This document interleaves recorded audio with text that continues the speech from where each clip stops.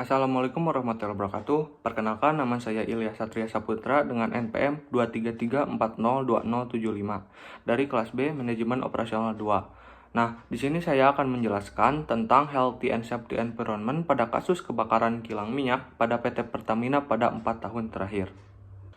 Nah, permasalahan yang terjadi adalah 8 insiden kebakaran di kilang minyak dan depo minyak milik PT Pertamina Persero yang tersebar di lokasi strategis seperti Balikpapan, Dumai, Cilacap, Balongan, dan Pelumpang dalam kurun waktu 4 tahun terakhir. Nah, dari kejadian tersebut muncullah pertanyaan, bahaya apa saja yang seharusnya diantisipasi oleh PT Pertamina? Nah, dalam industri migas seperti Pertamina, potensi bahaya sangat kompleks. Berikut ini identifikasi berdasarkan klasifikasi hazard. Nah, yang pertama yaitu bahaya fisik dan energi. Dari bahaya fisik ada mekanis, contoh dari faktor mekanis, contohnya ada pipa bertekanan tinggi, mopping valve dari mesin pompa. Lalu dari listrik, adanya tegangan tinggi, kabel terkelupas, panel distribusi bocor. Lalu dari faktor termal, di mana ada suhu tinggi dari proses distilasi dan pembakaran. Nah, selain itu juga ada dari faktor radiasi, di mana dari proses tersebut termasuk muncul juga radiasi non-ionisasi. Nah, yang kedua itu bahan berbahaya. Nah, contohnya flammable material seperti minyak mentah, bensin, solar, lalu gas terkompresi dan bahan korosif yang berpotensi meledak dan membakar. Nah, lalu ada vapor and fumes bisa juga menjadi gas yang beracun jika terhirup.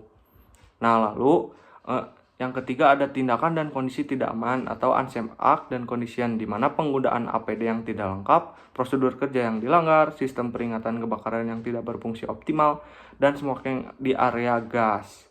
Nah, lalu yang keempat atau akar masalah yaitu root cause, di mana masalah ini terjadi karena fokus pada produksi bukan pada keselamatan. Lalu desain proses yang tidak mempertimbangkan risiko kebakaran. Lalu bisa juga karena SOP tidak dijalankan secara konsisten, manajemen tidak tegas dalam inspeksi dan pelatihan. Nah, menurut data Tempo, 8 kebakaran terjadi sejak 2021 di Balikpapan, Dumai, Cilacap, Balongan, dan Pelumpang. Nah, dengan pola penyebab serupa yaitu ledakan tangki akibat overpressure, maintenance tanpa SOP ketat, atau gangguan listrik. Nah, lalu selanjutnya, bagaimana tata cara pengendalian bahaya tersebut untuk seluruh tingkatan bahayanya? Nah, strategi pengendalian ini mengacu pada prinsip-prinsip hierarki pengendalian bahaya. Yang pertama yaitu eliminasi dan substitusi, di mana eliminasi artinya yaitu menghilangkan sepenuhnya sumber berbahaya dari tempat kerja. Nah, tujuannya yaitu menghapus resiko dari akarnya sehingga potensi kecelakaan menjadi nol. Lalu substitusi. Nah, substitusi ini yaitu mengganti bahan, proses, atau alat yang berbahaya dengan yang lebih aman tetapi masih tetap fungsional. Nah, tujuannya untuk mengurangi tingkat bahaya tanpa harus menghentikan aktivitas produksi.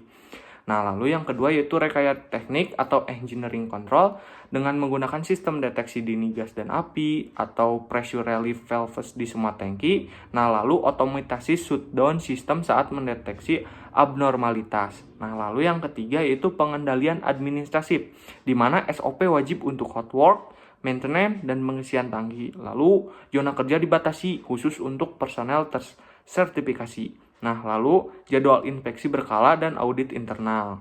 Nah, yang keempat yaitu APD atau alat pelindung diri. Contohnya ada helm anti api, sepatu anti statis, masker gas, pelindung mata. Nah, dari APD ini juga selanjutnya harus simulasi evakuasi darurat, di mana harus dilakukan tiap bulan sekali untuk meminimalisir resiko yang terjadi.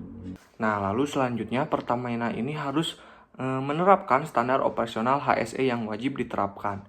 Nah, untuk industri migas, standar HSE bukan sekedar anjuran tapi mandat hukum dan internasional. Nah, ada beberapa standar yang relevan dan wajib diterapkan oleh Pertamina. Yang pertama yaitu ISO 45001-2018, di mana menekankan leadership, partisipasi kerja, dan manajemen risiko proaktif. Nah, tujuannya yaitu menciptakan lingkungan kerja yang aman dan sehat secara sistematis dan proaktif. Lalu yang kedua yaitu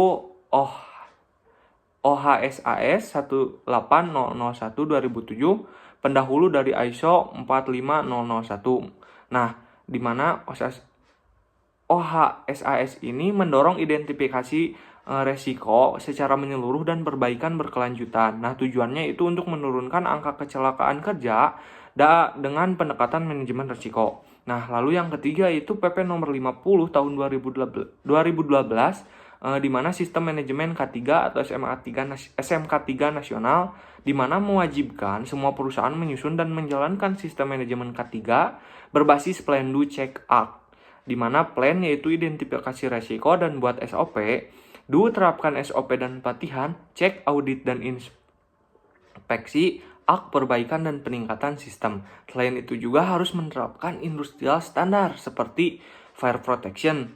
Contohnya ada sistem hidran, APAR, dan fire alarm wajib aktif 24 jam. Lalu personal proactive equipment, di mana standar OSHA dan SNI ini wajib dipenuhi. Lalu ada hazardous material handling, di mana semua tangki harus memiliki pressure relief dan deteksi kebocoran. Lalu yang terakhir yaitu emergency response, di mana tim pemadam internal wajib siaga dengan pelatihan rutin. Nah, kasus kebakaran kilang ini bukan sekedar statistik, di mana setiap insiden mencerminkan lemahnya sistem deteksi, rendahnya disiplin, atau kegagalan manajemen risiko. Karena setiap nyawa, aset, dan lingkungan yang terdampak ini menjadi harga dari kelalaian tersebut. Mungkin cukup sekian penyampaian dari saya. Mohon maaf sebelumnya. Wassalamualaikum warahmatullahi wabarakatuh.